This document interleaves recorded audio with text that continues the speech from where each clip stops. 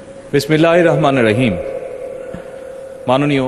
সংসদ সদস্যবৃন্দ, আসসালামু আলাইকুম। ফ্যাসিবাদের নির্মমতার শিকার অসংখ্য মানুষের কান্না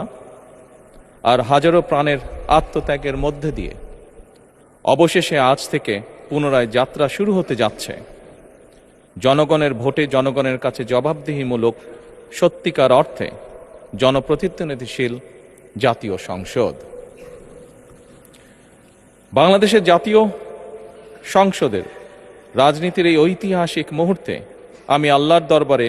শুকরিয়া জানাই, যার অশেষ রহমতে আমরা একটি ন্যায়ভিত্তিক গণতান্ত্রিক মানবিক বাংলাদেশ প্রতিষ্ঠার লক্ষ্যে যাত্রা শুরু করতে পেরেছি। 1971 সালের স্বাধীনতা যুদ্ধের থেকে শুরু করে 2024 সালের দেশ এবং জনগণের স্বাধীনতা রক্ষার যুদ্ধ সহ এই পর্যন্ত দেশে গণতন্ত্র এবং মানুষের অধিকার প্রতিষ্ঠার সংগ্রামে যারা শহীদ হয়েছেন, ত্রয়োদশ জাতীয় সংসদ শুরুর এই যাত্রা লগ্নে আমি তাদেরকে কৃতজ্ঞতার সঙ্গে স্মরণ করছি। এই আন্দোলন সংগ্রামে যেসব মায়েরা তাদের সন্তান হারিয়েছেন, যেসব সন্তানেরা তাদের প্রিয়জন হারিয়েছেন, যেসব পরিবার তাদের সন্তান স্বজন হারিয়েছেন, যেসব আহত মানুষকে তাদের স্বাচ্ছন্দ্যের জীবন হারাতে হয়েছে, যেসব মানুষগুলো নির্যাতন, নিপীড়ন, রাজনৈতিক হয়রানি কিংবা মিথ্যে মামলা শিকার হয়ে সর্বস্ব হারিয়েছেন, আমি তাদের সকলের অবদানকেও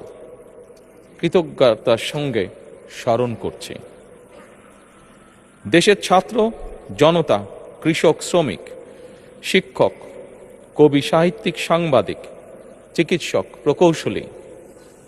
আইনজীবী, কামার কুমার, জেলে তাঁতি, গাড়ি চালক, ব্যবসায়ী এবং সরকারি বেসরকারি চাকরিজীবী, গৃহিণী, সারা দেশে গণতান্ত্রিক রাজনৈতিক দলের নেতা কর্মী সমর্থক তথা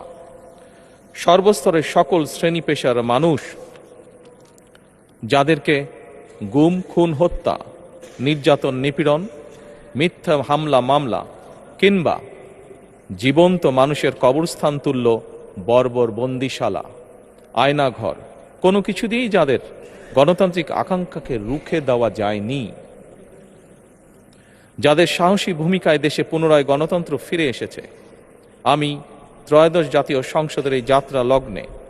দেশের স্বাধীনতা প্রিয় গণতান্ত্রিক আমি বীর ছাত্র জনতাকে জানাই অভিনন্দন।